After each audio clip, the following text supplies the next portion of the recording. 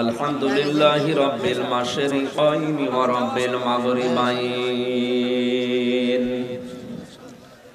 আল্লাযী খালাকা কুল্লা শাইইন যাওজাইন ওয়া ওয়াজাবা আলাইনাল ইহসানা বিল ওয়ালিদাইন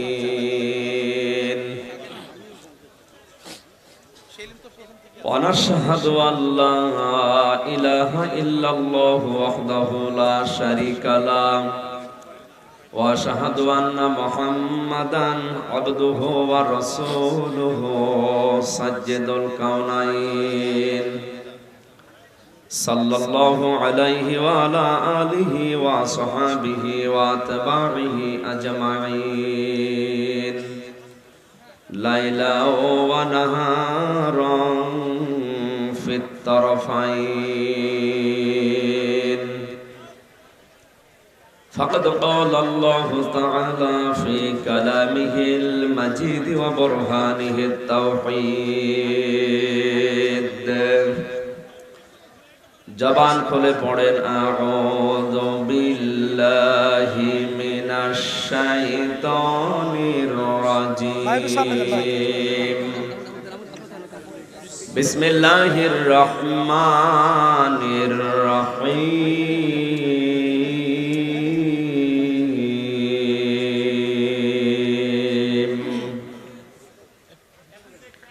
ওয়ালাকাদ খালাকনাল الإنسان من سلالة من طين صدقت يا ربنا عن عبد الله بن مسعود رضي الله تعالى عنه قال قال النبي صلى الله عليه وسلم الدنيا سجن المؤمن وجنة الكافر رواه ابن ماجه وما زادهم إلا إيمانا وتسليما اللهم صل على محمد وأنزله المقعد المقرب عندك يوم القيامة جزا الله عنا محمدا صلى الله عليه وسلم রেখো না মনেতে ভয় বান্দা খোদার দূর হয়ে যাবে বাধা সব তোমার আমার এক মালিক আছেন আমাদের রব আছেন আমাদের রব আলহামদুলিল্লাহ। বাংলাদেশের ঐতিহ্যবাহী বিভাগ রাজশাহী ঐতিহ্যবাহী জেলা রাজশাহী শাহ মাকদুম বড়গ্রাম মাস্টারপাড়া সরকারি প্রাথমিক বিদ্যালয় ময়দানে চতুর্থ বাৎসরিক ঐতিহাসিক তাফসীরুল কোরআন মাহফিলের স্বনামধন্য সভাপতি অত্র এলাকার সর্বজন শ্রদ্ধাভাজন ব্যক্তিত্ব আমার আরাফাতের ভাই আলহাজ মোহাম্মদ গোলাম মোস্তফা আতালাল্লাহু উমরাহু ওয়া বারাকাল্লাহু ফি হায়াতি সকলে বলেন আমিন। মাহফিলের প্রধান অতিথি শাইখুল মাশায়েখ আমাদের অভিভাবক জনাব শাহাদত আলী সাহু, বিশেষ অতিথিবৃন্দ বিশেষ করে সরওয়ার হোসেন ভাই, জামাল উদ্দিন ভাই, শফিকুল ইসলাম ভাই, আবুল কালাম আজাদ সহ সম্মানিত ব্যক্তিবর্গ, এ মাহফিলে এতক্ষণ পর্যন্ত কোরআনে কারীম থেকে যারা আলোচনা রাখলেন, আপনাদের রাজশাহীর সন্তান জনাব মাওলানা শাহ আলম মোহাম্মদ বুলবুল, ইসলামিক চিন্তাবিদ শিক্ষাবিদ, আলোচনা রাখলেন মাওলানা হোসাইন আহমেদ মাহফুজ চুয়াডাঙ্গা, হাফেজ মাওলানা জাহাঙ্গীর আলম, আলেমদের হায়াতে তাজ্জেবা সিহাতে কুল্লিয়া কামনা করছি, সকলে বলেন আমিন। এই মাহফিল বাস্তবায়ন কমিটিতে যারা আছে, যে মাতাদেরকে পেটে নিলেন, আল্লাহ যেন খাদিজাতুল কুবরার মতো বানিয়ে দেন। বিশেষ করে মাহফিলটা বাস্তবায়নের জন্য পেছন থেকে যারা সবচেয়ে বেশি সহযোগিতার হাত বাড়িয়েছেন, প্রশাসনের, রাজশাহী জেলার ডিসি, এসপি এবং সদর থানার সম্মানিত সম্মানিত ওসি মহোদয়, ডিএসবির যে সমস্ত সম্মানিত ভাইরা এসেছে, প্রশাসনের দায়িত্বে যারা নিয়োজিত, এই মানুষগুলোকে আল্লাহ রাব্বুল আলামিন দ্বীনের যে আজকের এই দায়িত্বটা দিলেন তাদের কাঁধের উপরে ইবাদত হিসাবে যেন মঞ্জুর করেন। হাফেজ মাওলানা আব্দুর রশিদের মাধ্যমে মাহফিলটা নিয়েছি। কোরআনে কারিমের ইজ্জতে আল্লাহ তার সম্মান যেন আরো বাড়িয়ে দেন। মঞ্চে বসে আছেন মাওলানা রেজাউল ইসলাম উজ্জ্বল, মাওলানা হুমায়ুন কবির, নাম না জানা অন্যান্য ওলামা ইকরাম সহ সকলের সুউচ্চ মর্যাদা কামনা করছে মহান রবের দরবারে। দল, মত, জাতি, বর্ণ, ধর্ম নির্বিশেষে কোরআনের মহা প্রাদুর্ভাব চলছে তামাম দুনিয়ায়। এই কঠিন মুহূর্তে কোরআনের পেছনে একটু সময় দেওয়ার সুযোগ যে আল্লাহ বের করে দিলে, এই পুরা সময়টা যেন ইবাদত হিসাবে আল্লাহ মঞ্জুর করেন। সকলে বলেন আমিন। কোরআন শুনতে এসেছি না অন্য উদ্দেশ্য আছে আমাদের? আমাদের কোনো উদ্দেশ্য নেই। আমাদের উদ্দেশ্য কোরআনের সাথে লেগে থাকা। ইকবালু লিসাহিবিল কোরআন ইকরা ওয়ারতাকি ওয়ারাতিল কামা কুনতা তুরাতিলু ফিদ দুনিয়া ফাইন্না মানজিলাকা ইনদা আখিরি আয়াতিন তাকরাউহা। নবীজি বলেন কিয়ামতের ময়দানে আল্লাহ বলবেন পাঠককে পড়। আল্লাহ পাক বলেন কিতাবুন উনজিলা ইলাইকা ফালা ইয়াকুন ফি সাদরিকা ফারাজুম মিনহু লিতুনজিরা বিহি ওয়া যিকরা লিল মুমিনিন। হে নবী, এই কোরআন আপনাকে আমি দিলাম একটা কিতাব। যখন মানুষের সামনে উপস্থাপন করবেন, আপনার মনের ভেতরে কোনো সংশয়, সন্দেহ, দ্বিধা, দ্বন্দ্ব, ভয়, ভীতি এগুলো যেন কাজ না করে। যিকরা লিল মুমিনিন, কোরআন মুমিনদের জন্য উপদেশ। এতে হারাজন শব্দের ব্যাখ্যা আমি পেয়েছি দুইটা। এক নম্বরে কোরআনের কথা বলতে গেলে হয়তো যারা আপনার সামনে শ্রোতা আছে এরা এর মর্ম মানে এর সঠিক ব্যাখ্যাটা না বোঝার কারণে অবিশ্বাস করতে পারে। এরকম সংখ্যা কম না, একটু কম। যেটা বাস্তব ওইটা বলবে। কোরআন অবিশ্বাস করে এরকম মুসলমান দুনিয়ায় নেই, সবাই বিশ্বাস করে, কিন্তু এর মর্মবাণী হয়তো অনেকে বোঝে না, এই জন্য মন খারাপ করে। দ্বিতীয় নম্বরে সমাজে প্রচলিত এমন কিছু নিয়ম নীতি ইবাদত হিসাবে পালন হয়, আবহমান কাল থেকে চলে আসছে, অথচ ওটা ইবাদত না। মানুষ ইবাদত মনে করেই করছে। আপনি যদি এখন কোরআনের সঠিক ব্যাখ্যা, তাফসীর, বিশ্লেষণ করতে চান, দেখবেন ওই বিষয়গুলো সব প্রকাশ পেয়ে যাবে যে না, এগুলো তো ইবাদত না। তখন বাধা আসতে পারে, আপনার হাদিয়া তওফা বন্ধ হয়ে যেতে পারে, নজর নিয়ে যা আসার কথা ছিল ওগুলো নাও আসতে পারে। আমি একবার ঝিনাইদহ শৈলকুপা থানায় এক পীরের দরবারে আমারে নিয়ে গেল। তখন আমি সেকেন্ড ইয়ারে, বিশ্ববিদ্যালয়ে সেকেন্ড ইয়ারে পড়তাম, 11 সালে। আমারও বলছে হুজুর শিরিক আর বেদাতের বিরুদ্ধে কথা বলে। আমি যাওয়ার পরে দেখি ওই পীর সাহেবকে মানুষ সেজদা দিচ্ছে, নারী পুরুষ মিলে। এবার ওর নামেই তো প্রথমে শুরু হবে নাকি? এই 15-20 মিনিট মতো যাওয়ার পরে ওখান থেকে আওয়াজ দিচ্ছে পীর সাহেব, আমার দরবার গেল গেল, ওরে তাড়াতাড়ি নামা। আসার সময় টাকা তো দূরের কথা, পালিয়ে বাঁচি না।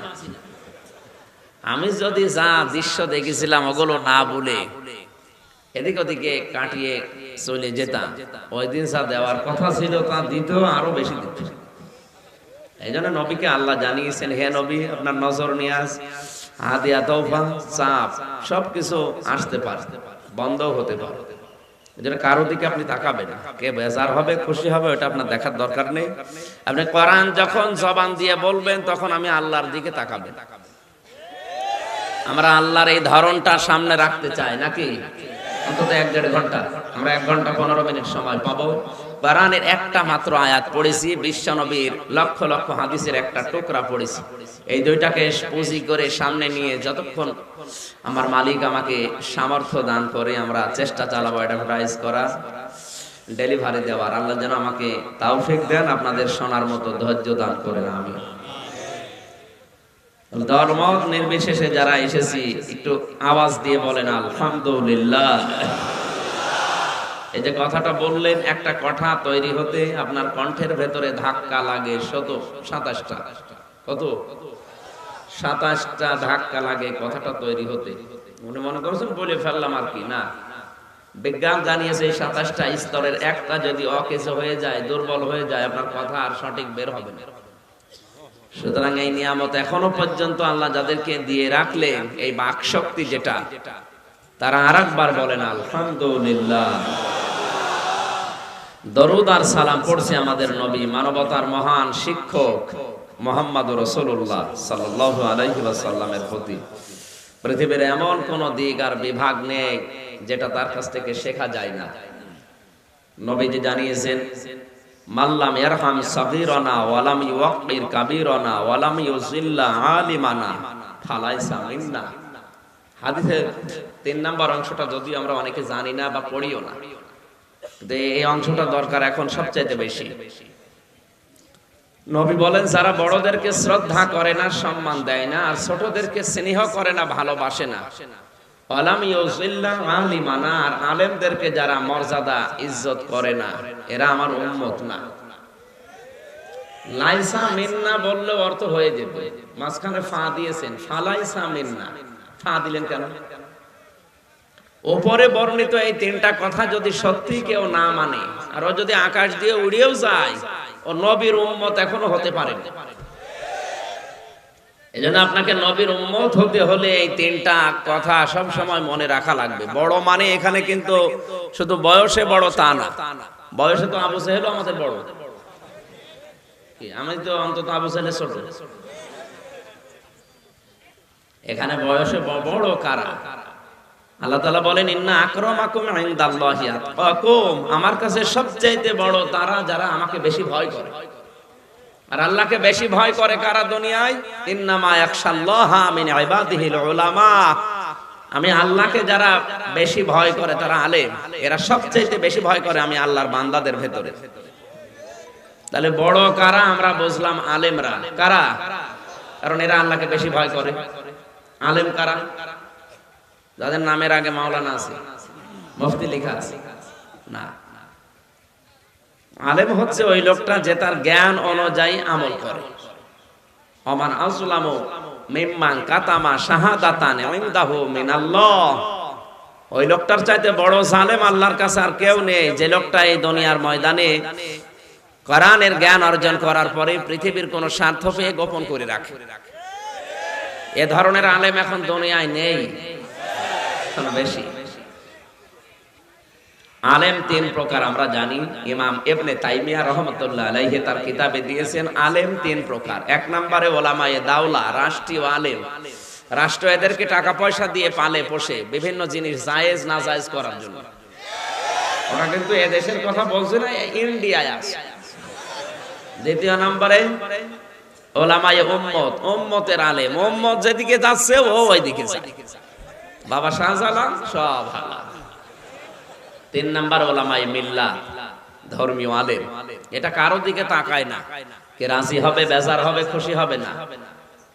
এ দেখবে আমার আল্লাহ এবং রাসূল রাজি আছে কি। এই হক্কানি আলেম বলা হয় এদেরকে। কি আলেম? হক্কানি আলেম পাওয়া যায় কোথায়? ইমাম ইবনে তাইমিয়া ওনার এই লিখিত বক্তব্যের পরে দিয়েছেন 3টা জায়গায় খোঁজ করলে তোমরা পাবে। 1 নম্বরে যদি হক্কানি আলেম দেখতে চাও তাহলে জালেমের জেলখানায় গিয়ে খোঁজ করো। 2 নম্বরে মাটির নিচে, তার মানে কবরে। কবরে গেলে আপনি হক্কানি আলেম পাবেন। 3 নম্বরে জিহাদের ময়দানে। আর আমার যতটুকু ধারণা এই বাংলাদেশ সম্পর্কে, এই পৃথিবীতে এখন সবচাইতে বড় জিহাদের ময়দান এই কোরআনের ময়দান। এখানে হক কথা বলে টিকে থাকা যে কত কঠিন, এটা কোনো বদনা হুজুর বুঝবে না। এটা টের পাওয়ার জন্য এই ময়দানে আসা লাগে।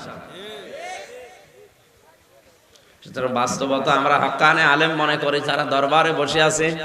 কিছুদিন আগে আল্লাহর এক ওলি বিদায় নিয়েছে, দেওয়ান বাগি, ওনার এক সন্তানও আছে।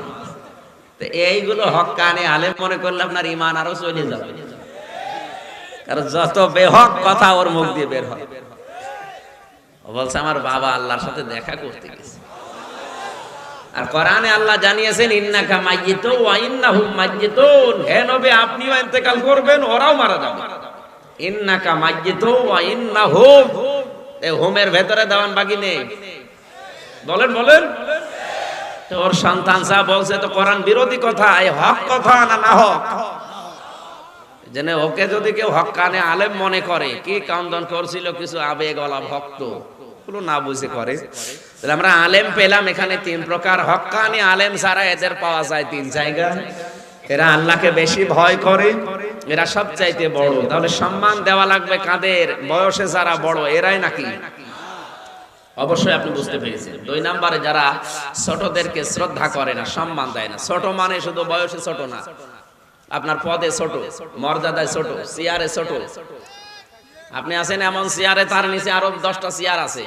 এই চেয়ারে যারা যারা বসে আছে সব আপনার ছোট। এদেরকে স্নেহ করা লাগবে, ভালোবাসা লাগবে। এটা সব জায়গায়, প্রশাসন থেকে শুরু করে একেবারে শিক্ষা ব্যবস্থার যে সমস্ত চেয়ার গুলো আছে, বাংলাদেশের যত চেয়ার আজ, উপরওয়ালা যদি এই চেয়ার গুলো যারা বসে আছে 1734 জন মেন দায়িত্বে আছে, এনারা যদি নিচের এই ছোট যারা আমরা আছি আমাদের এই মানুষগুলোকে স্নেহ ভালোবাসা দিত। 3 নম্বরে ওয়ালাম ইউজিল্লা আলিমানা, যারা আলেমদেরকে মর্যাদা দেয় না, ইজ্জত করে না। আলেম কারা বোঝা গেছে? যারা জ্ঞান অনুযায়ী পরিস্থিতি যত কঠিন হোক আমল করবে। এটা যারা মানে না, ফালাইসা মিন্না, নবী বলেন এরা আমার উম্মতের ভেতরেই নেই। জোরে বলেন নাউজুবিল্লাহ। নবীজি যদি বলেন তুই আমার দলের না, আমার উম্মত না, তে আপনাকে আর কে পরিচয় দিলে আপনি খুশি হবেন বলেন? আমি যদিও আমার কণ্ঠ এখন ভাঙ্গা এবং শরীরও খারাপ, যে কথা বললাম এটা কি বাস্তবের সাথে আমাদের জীবন এখন মিলছে? আল্লাহ এই হাদিসটা যেন অন্তত আমল করার তৌফিক আমাদের দান করেন। জোরে বলেন আমিন। কোরআনে কারিমের 6666টি আয়াতের একটা মাত্র আয়াত পড়েছি। সূরা মুমিনুন আয়াত নাম্বার 12। কোন সূরা? 118টা আয়াত আছে, 6টা রুকু আছে, মাত্র একটা আয়াত পড়েছি। আমাকে আল্লাহ যতটুকু জ্ঞান দিয়েছে, এই আয়াতের ভেতরে যত তথ্য আছে, এই তথ্য যদি আমি আমার জীবনে আলোচনা করতে শুরু করি অন্তত শেষ হবে না। যত তথ্য আছে আমরা অ্যাডভার্টাইজ করার চেষ্টা চালাচ্ছি। 12 নম্বর আয়াত, জবান খুলে এক একটি আয়াতে 10টা করে নেকি পাওয়ার নিয়তে আপনি পড়বেন। আমরা জানি পৃথিবীর কোন ইবাদত করার আগে আউযু বিল্লাহ পড়া লাগবে, মাস্ট বি। এটা আমরা পাইনি। আপনারা পেয়েছেন কোন জায়গায়? তো কোরআন পড়ার আগে আউযু বিল্লাহ মাস্ট বি, আপনাকে পড়াই লাগবে। না পড়লে আপনার গুনাহ হবে, ওয়াজিব তরক করার গুনাহ হবে। ফাইদা ক্বরাতাল কুরআন ফাস্তাইজ বিল্লাহি মিনাশ শাইতানির রাজীম। আয়াত নিয়ে চিন্তা করলাম কেন? পৃথিবীতে নামাজ অনেক দামি ইবাদত, যাকাত দেওয়া অনেক গুরুত্বপূর্ণ ইবাদত। তো কই এগুলোর আগে আমি নামাজের আগে আউযু বিল্লাহ পড়লাম না, নামাজ আমার হবে না? না হবে, কোনো ব্যাপারই না। আমি হজ করার আগে আউযু বিল্লাহ পড়ি নাই, হজ হবে না? অবশ্যই হবে। কিন্তু কোরআন পড়ার আগে আউযু বিল্লাহ না পড়লে আপনার গুনাহ হবে। কেন? পৃথিবীর কোন ইবাদতে শয়তান মানুষকে এত ধোঁকা দেয় না কোরআনের কাছে আসলে যত ধোঁকা দেয়। এইজন্য পৃথিবীর মানব শয়তান এবং জিন শয়তানের আসল টার্গেট কোরআন যেন দুনিয়ায় কায়েম হতে না পারে। কোরআন কায়েম হবে না কখন? যখন মানুষ কোরআনের কাছ থেকে দূরে চলে যাবে, পড়বে না, বুঝবে না, তখন। ওকে তো একবারই বলেন আর কোরআন দুনিয়া থেকে তুলে দেব। তুলে দেওয়ার জন্য যে সমস্ত কাজ কারবার গুলো আছে ওই জায়গাগুলোতে হাত দেয়। এক লোক তার বউকে খুব পিটাতো। ওর বউ একদিন বলছে কি, তুমি যেভাবে আমারে মারো আমাকে রাখবা না? কিলের ওজন থেকে টের পাচ্ছ না? আমাদের অবস্থা কিন্তু বাস্তবতা এখন এইটাই। কোন জায়গায় আমরা বাধা পাচ্ছি না। যে সমস্ত ইস্যু তৈরি করে বাধা দেওয়া হচ্ছে এগুলো ইস্যুই না। আপনি ইস্যু তৈরি করেছেন যে না করোনা এগুলো সম্ভব না, তো করোনা এগুলো যদি সম্ভব না হয় তো মাছের বাজার সম্ভব হয় কি করে? সিনেমা হল কি করে ওপেন হয়? সিনেমা হলে তো মানুষ 2 কিলোমিটার দূরে দূরে বসে। আরো যারা বন্ধু বান্ধবী যায়, ও দুটো মানুষ একটা হয়ে যায়। ধরে বলেন সুবহানাল্লাহ। নাউজুবিল্লাহ। তো শুধু এখানে, তো ওই জায়গায় করোনা যায় না। আপনি ওখানে অন্তত একটু ফাঁকা ফাঁকা হয়ে বসতে বলেন, এই এক চেয়ার পরে পরে বসো। ওখানে আপনি দুইটা মানুষ একটা করে দিলেন, আর যত ঝামেলা ইস্যু সব একটা চক্রান্ত। বিভিন্ন জেলাতে যাওয়ার পরে ওনারা দেখাচ্ছে যে আপনাদের নামে লিস্ট, এই লিস্ট আপনাকে দিল কে? এটা আর একটা ইস্যু, শয়তানি। আমি কালকে এই উজ্জ্বলের নামে এই যে কি বলে শেখ আয়ুব আলী ভাই নামে, রশিদের নামে একটা 14টা নাম লিখে বললাম এই যে এই মানুষগুলো নিষিদ্ধ। নিষিদ্ধ কেন? আপনি কারণ দেবেন না? আমি কি বাংলাদেশে নিষিদ্ধ কোন রাজনৈতিক দলের সাথে আছি? নিষিদ্ধ কোন রাজনৈতিক দলে থাকলে আপনি বলেন। এরপরে দেশ বিরোধী, সমাজ বিরোধী, রাষ্ট্র বিরোধী, ইসলাম বিরোধী কোন কাজ যদি প্রকাশ্য গোপনে করি সেটা দেখেন। আন্দাজে আপনি একটা পাগল ছাগল দিয়ে দিল নিষিদ্ধ। মগের মূল লোক পেয়েছেন আপনি। আপনি এরকম কিছু করলে তো আমার শেষ পর্যন্ত আমার বাক স্বাধীনতা যখন হরণ করে নেবেন, আমি তো দেওয়ালে পিঠ থেকে যাবে, আইন হাতে তুলে নিতাম বাধ্য হব। তখন দোষ দেবেন আমার, কি করলো? কি করলাম তো আপনার কারণ। এই জন্য যেটা যেতে চাই স্বাভাবিক ভাবে যেতে দেন।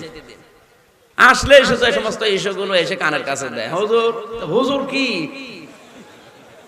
বিএনপির মতো এত বড় দল যেখানে আপনার কিছু করতে পারে না, আর আমার 1 ঘন্টা বক্তব্য আমি সব উল্টিয়ে দেবো। পাগলে কামড়িয়েছে আপনাকে না? এত আপনার ভয় কেন? আশ্চর্য। আমি কি, আমার শরীরই চলে না। কারণ ওই নামটাই ঝামেলা মার্কা নাম দিয়েছে আমার বাবা আমির হামজা। আমি মনে করছি নাম পাল্টাবো, এমন একটা নাম দেবো, আয়ুব আলী নাম দিয়ে দেবো। মানুষ যেন মনে করে না আয়ুব জমি খুব ধৈর্যশীল, নামে খুব ঝামেলা আছে। বান্দরবনে গিয়েছিলাম, এসপি সাহেব, ওসি সাহেব এসে বলছে, হুজুর আপনার নামে লিস্ট। আপনাকে লিস্ট দিল কে বলেন তো? একটা কথা হলো, আপনি একটা দেশের দায়িত্বে আছেন, একটা থানার, আর আপনার কাছে পাগল ছাগল এসে দিয়ে গেল। একটু চিন্তা ভাবনা করবেন না? এই রাগের বশবর্তী হয়ে যদি আমি একটা খারাপ কাজ করে ফেলি, আইন হাতে তুলে নেই, তখন তো দোষ হবে আপনার। এই কাজগুলো আশা করছি করবেন না। আন্দাজে এগুলো ঠিক না, বাস্তবতার দিকে তাকাবেন। আমরা কোরআন প্রচার করতে আসি, আমার অন্য কোনো উদ্দেশ্য নেই। আমি আসি কোরআনে কারিম প্রচার করার জন্য। কারণ এই দায়িত্ব আল্লাহ আমাকে দিয়েছেন, নবীজি এখন নেই। এই দায়িত্ব এখন যেহেতু নামের আগে আলেম লেখা আছে, এই দায়িত্ব আমাকে পালন করাই লাগবে। আপনাকে এই দায়িত্ব যদি পালন করতে আমাকে ব্যর্থ করে দেন, হাঁটতে না দেন, আমাকে দরকার হয় গড়িয়ে গড়িয়ে দায়িত্ব পালন করা লাগবে। আপনার আছে দুনিয়ার ধান্দা, আমার আছে আখিরাতের ধান্দা। আমার তো চাপ অনেক, এই চাপ আমাকে সহ্য করা সম্ভব না। ওই জন্য আমাকে যেভাবেই হোক বলাই লাগবে, সঠিক কথাগুলো তুলে ধরো। বলিল হাক্কু মির রাব্বিকুম ফামান শাআ ফালিয়ুমিন ওয়া মান শাআ ফালিয়াকফুর। হে নবী, সঠিক কথাগুলো তুলে ধরে। যার ইচ্ছা হয় সে মানবে, যার ইচ্ছা হয় সে মানবে না। ইন্না আতাদনা লিজ জালিমিনা নারা, জালেমদের জন্য আমি আল্লাহ আগুন তৈরি করে রাখলাম। যেন আমার দায়িত্ব আমাকে পালন করতে দেন, আমি করব। আল্লাহ তুমি আমাকে তৌফিক দিও, আর যারা বাধা দেয় এদেরকে অন্তত তুমি বুঝ দিও। তোমার ইলমে যদি জানা থাকে যে এগুলো হেদায়েত হবে না, নূহ নবীর মতো আমিও বরদোয়া করে দিলাম, দিল কাফিরিনা দাজ্জার, আল্লাহ এগুলো যেন অন্তত আন্ডা বাচ্চা আর না থাকে। কারণ এগুলো আন্ডা বাচ্চা যেগুলো আসবে ওগুলো ইসলামের বিরুদ্ধে অবস্থান নেবে। মুসাফির অবস্থায় আছে, বরদোয়া আসলে আসে না, চলে আসে এই সমস্ত কারণগুলোতে। আজকে যে সমস্ত মানুষগুলো পেছনের দরজা দিয়ে সাহায্যের হাত বাড়িয়েছে, আল্লাহ যেন আল্লাহ কিয়ামত পর্যন্ত আপনার পেছনের দরজা দিয়ে সাহায্য করে। সূরা মুমিনুন পড়তে হলে আউযু বিল্লাহ এখন পড়বো না পড়বো না? কারণ শয়তানের যত টার্গেট সব এখানে, ডাইরেক্ট ইনডাইরেক্ট। জবান খুলে আপনি পড়েন, আউযু বিল্লাহি মিনাশ শাইতানির রাজিম। এটা নামিয়ে রাখো। ওয়ালাকাদ খলাকনাল ইনসানা মিন সুলালাতিন মিন তিন।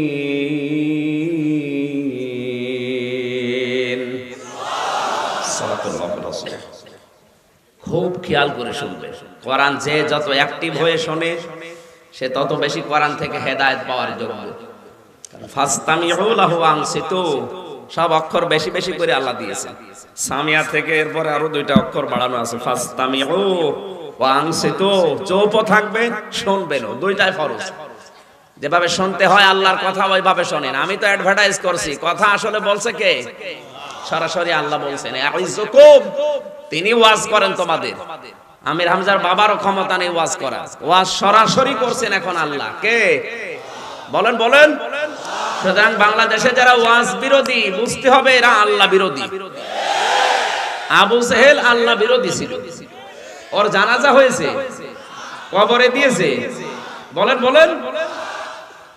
ও আল্লাহ বিরোধী লোক, ওর জানাজাও হয়নি, কবরেও দেয়নি। আমি ওর কবরের পাশ দিয়ে যখন ওই যে জায়গায় বদরের ময়দান আমারে নিয়ে গেল, পুলিশ আমারে বলছে হুজুর এটা শয়তানের কবর। শয়তানের কবর মানে আবু জেহেল। ওরা তারা আদর করে মাটি দেয়নি, ওরা উদ্ধ করে দিয়েছে। এত পানি দেওয়া হয় এর কবরে, কোনো গাছ হয় না, গাছ হলেই মরে যায়। আমার মনে হয় আল্লাহ মনে হয় ওরা আপেলের শরবত খাওয়াচ্ছে। কি খাওয়াচ্ছে টের পাচ্ছে তো? পাশে সাহাবীদের কবর, বদরের ময়দানে যারা শহীদ হয়েছিল, এই পাশে বিশাল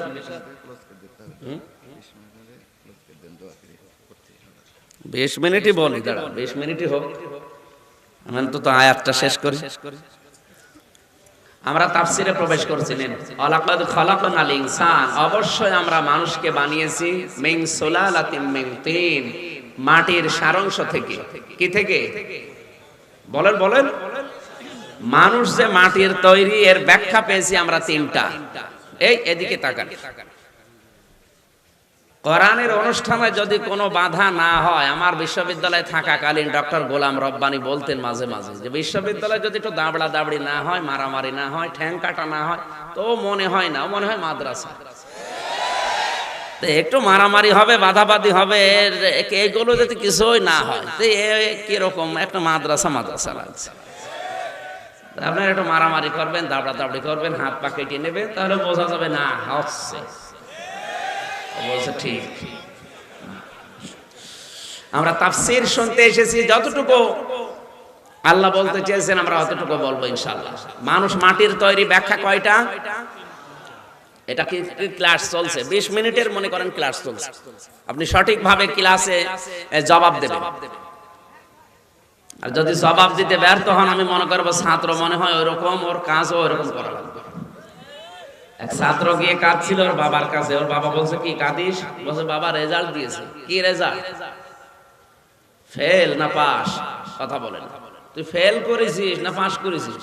কথা বলে না। যে ধমক দিয়েছে বলছে ফেল করলে তো এক কথা ছিল, ছিলাম 5-এ, নামিয়ে দিয়েছে 3। তো অন্তত এরকম ছাত্র হলে সমস্যা। আপনি যেন অন্তত 3 থাকতে পারেন, নাকি 5-এ যেন থাকতে পারেন, আপনার যেন নামিয়ে দেওয়া না লাগে। মানুষ মাটির তৈরি, ব্যাখ্যা কয়টা বলেন? 1 নম্বরে আমাদের আদি পিতা হযরত আদম, তিনি সরাসরি মাটির তৈরি। কিসের তৈরি? তাফসিরে ফি জিলালিল কোরআনে মুফাসসির দিয়েছেন 3 জন ফেরেশতা এসে দুনিয়াতে মাটি নিতে পারে নাই, মাটির কন্দম দেখে।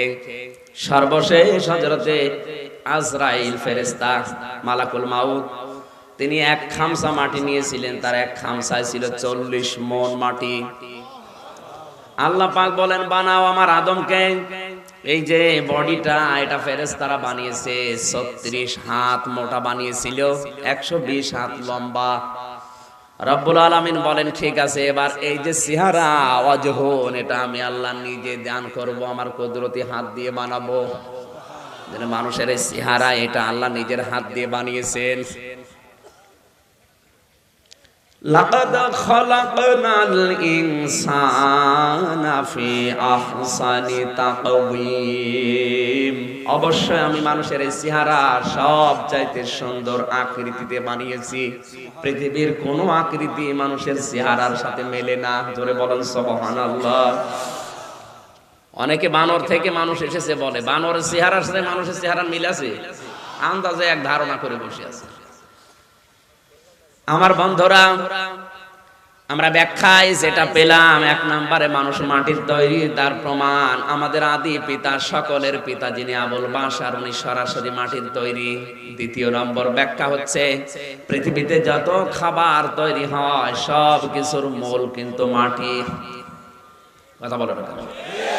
রাজশাহী থেকে আলু চলে যাচ্ছে ঢাকায়, বড় বড় হোটেলগুলোতে যেখানে হোটেলে খাবার বানানো হয় আলু দিয়ে, নাম দিয়েছে আলুর কাবাব। অথচ আসল কি? আলু তৈরি হয়েছে কোথায়? আসল কিন্তু মাটি, নাম হয়ে গেছে কাবাব।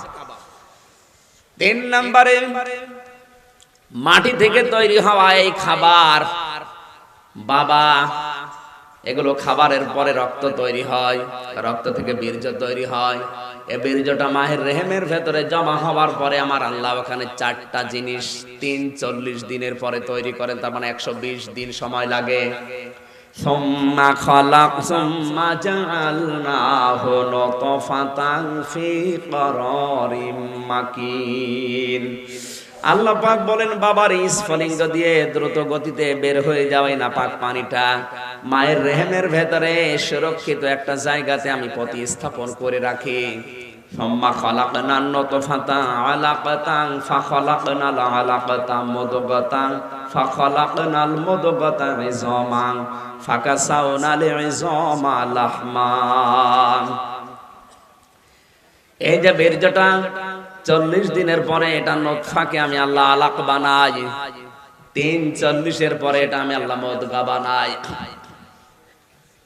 120 দিনের ভেতরে আমি আল্লাহ আরো 2টা কাজ করি। বাবার এই না পাক পানিটা দিয়ে চুল, রগ, হাড় আর পয়দা তৈরি করি, পর্দা। মায়ের রেহেমের ভেতরে যে না পাক পানিটা আছে, এই পানি দিয়ে আমি আল্লাহ আরো 4টা জিনিস বানাই, রক্ত, গোশত, চর্বি আর চামড়া।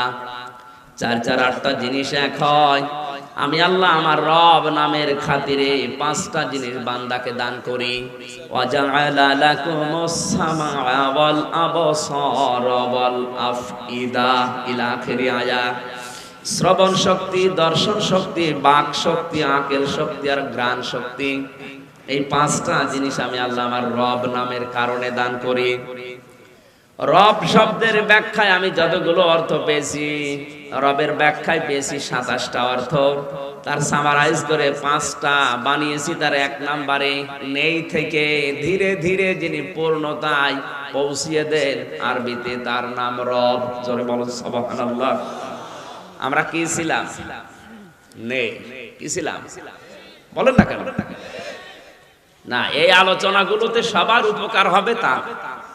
ওয়াইদা সামিউ মা উনজিলা ইলার রাসূলি তারা আয়ুনাহুম তাফিদু মিনাদ দাম'i মিম্মা আরাফু মিনাল হক।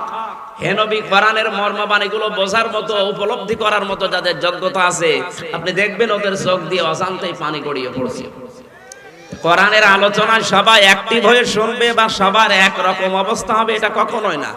আবু জেহেলও কোরআন শুনেছিল, আবু বকরও কোরআন শুনেছিল। আবু বকর কোরআন শুনে তার ঈমান বেড়ে গেছে, আর আবু জেহেল কোরআন শোনার পরে ওর শয়তানি বেড়ে গেছে। এখানে আবু জেহেলের মতো মন নিয়ে কেউ যদি বসে, ওর ঈমান বাড়বে না শয়তানি বাড়বে?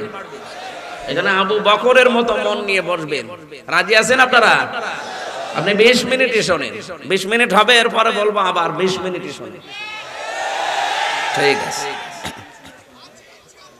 আমার ভাইরা, 8 5 13টা জিনিস যখন এক হচ্ছে, আল্লাহ পাক বলেন, এই যে রূহ দরকারের ভেতরে, রূহ দেওয়ার আগে আমি আল্লাহ একটা বডি স্ট্রাকচার তৈরি করি। 3.5 হাত বডির ভেতরে 206টা হাড় আমি আল্লাহ রব নামের কারণে দিয়েছি। জোরে বলো সুবহানাল্লাহ। আমি যে কেমন রব তোমার, তুমি এত বড় অকৃতজ্ঞ হও, নাফরমানি করো আমার সাথে কি করে? একটু লক্ষ্য করো, এই 3.5 হাত বডির ভেতরে 206টা হাড়, সব এক রকম মোটা না, এক একটা এক এক রকম। শুধু হাড় 206টাই দিয়ে শেষ করিনি, 360টা জয়েন্ট দিয়েছি, জোড়া দিয়েছি। আমি আল্লাহ এত বড় সুন্দর কারিগর, যদি একটা জয়েন্টও না দিতাম, একেবারে দাঁড়িয়ে থাকতে জীবনে কোনোদিন চেয়ারে বসতে পারতে না, কোনো কিছু ধরতেও পারতে না। সবচাইতে বড় আশ্চর্য হচ্ছে, আপনার যতগুলো জয়েন্ট আছে, জোড়া আছে, সব জয়েন্টে জোড়ার আগে দেখবেন কিছু চামড়া জড়ো করা আছে। এই চামড়াগুলো বেশি বৃদ্ধি করে দিয়েছি, এই কারণে এই চামড়া যদি বৃদ্ধি করে না দিতাম, তাহলে কিছু ধরতে গেলে টান লাগতো, তোমার কষ্ট হতো। এতটুকুই আমি আল্লাহ শেষ করিনি আমার রব নামটা নেওয়ার কারণে 6 মাস যখন আস্তে আস্তে বয়স হয়ে যায়, এই 6 মাস বয়স হওয়ার সঙ্গে সঙ্গে তোমার ক্ষুধার উদ্রেক হয়। রূহ যখন দিয়ে দেয় ক্ষুধা লাগে, পৃথিবীর কেউ খাবার পাঠায় না, আমি আল্লাহ মায়ের রেহেমের ভেতরে খাবারের ব্যবস্থা করেছি তাদের নাপাক পানিটা দিয়ে। জোরে বলো সুবহানাল্লাহ। এতটুকুই আমি আল্লাহর পরিচয় না, আমি শেষ করে দেইনি।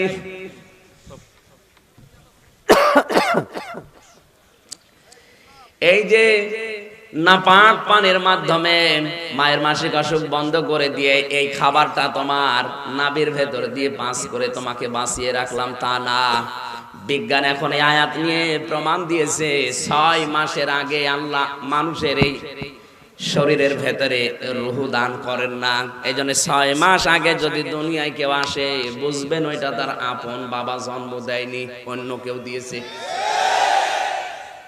6 মাসের আগে দুনিয়ায় কোনো সন্তান আসা সম্ভব না। যদি আসেও এই দোষ ওর বাবার নাই, মনে করবেন বিশ্বাস করা লাগবে এটা তার বাবা দেয়নি, অন্য কেউ। কেন? সূরা হাকাফের 15 নম্বর আয়াতের প্রমাণ।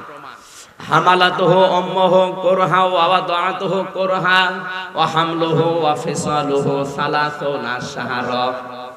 আল্লাহ রাব্বুল আলামিন বলেন, তোর মা তোকে পেটে বহন করেছে কষ্টের পর কষ্ট সহ্য করে। এইদিকে তাকা। ওয়া হামলুহু ওয়া ফিসালুহু, তোকে পেটে বহন করা এবং তোকে দুধ খাওয়ানো সব মিলে 30 মাস। কয় মাস? দোয়া করারই দরকার। দোয়া করলে তো আমি এখন বদ দোয়া করবো না, দোয়া করারই দরকার নেই। হ্যাঁ, বাড়ি চলে যাবো, এমনি চলে যাবো মনে করলাম এই দেশ থেকে চলে এসে সাতা দেশে থাকা আবেগ দিয়ে দুনিয়া চলে না। বসেন, ওই যে কালো গাড়িটা দেখতে পাচ্ছেন সামনে, বেশি বছর তুমি আমার ছাড়া বসো বসো।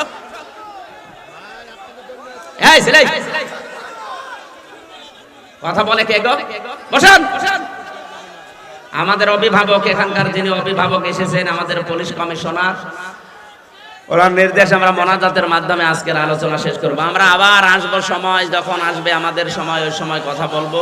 ওখান থেকে মেয়েদের লিখিত বই আছে 5টা, ছেলে আর মেয়ে মিলে আমি 5টা বই লিখেছি। মেয়েদের জন্য বইটা খুব গুরুত্বপূর্ণ, আপনারা ওই কালো গাড়ি থেকে যাওয়ার সময় নিয়ে যাবেন, কাজে লাগবে। আল্লাহুম্মা আমিন। রব্বানা আতিনা ফিদ দুনিয়া হাসানা ওয়া ফিল আখিরাতি হাসানা ওয়া কিনা আযাবান নার ওয়া আদখিলনাল জান্নাতা মা'আল আবরার। আল্লাহ তাআলা রাজশাহী জেলার প্রাণ কেন্দ্রে কোরআনে কারিমের অনুষ্ঠানে আমরা যারা এসেছিলাম, আমাদের এই শ্রম কবুল করে নাও। যতটুকু আমরা বলেছি তোমার পরিচয় শোনার জন্য বসেছিলাম, আল্লাহ তুমি মঞ্জুর করে নাও। এই মাহফিলের আয়োজন করতে গিয়ে যারা শ্রম দিয়েছে তুমি দেখেছো, এদের শ্রমগুলো মঞ্জুর করো। মাস্টার আবুল কালাম আজাদ আল্লাহ বহু কষ্ট স্বীকার করেছে তার সন্তানদেরকে নিয়ে, এলাকা মানুষকে নিয়ে, যে যতটুকু কষ্ট করেছে তার দিকে অতটুকু রহমত এগিয়ে দাও। বারাকাল্লাহু লানা ওয়া লাকুম ফিল কোরআনিল আযীম। সম্মানিতা মা বোনেরা এসেছে পর্দার আড়ালে, মা বোনদেরকে তুমি মেহেরবানি করে কবুল করো, তাদের রোগ শোক থেকে মুক্ত রাখো। আল্লাহ তাআলা এই জেলার ডিসি, এসপি, টিওনো, ওসি, পুলিশ সদস্য যে ভাইগুলো কোরআনের মাহফিলে এসে আঞ্জাম দেওয়ার জন্য শ্রম দিয়েছে, এদের শ্রমগুলো কবুল করে নাও। দুনিয়ার এই হায়াতে আমরা পরীক্ষায় আছি, এই পরীক্ষায় আমাদেরকে উত্তীর্ণ হওয়ার সুযোগ দাও। বারাকাল্লাহু লানা ওয়া লাকুম ফিল কোরআনিল আযীম। আলহামদুলিল্লাহি রাব্বিল আলামিন।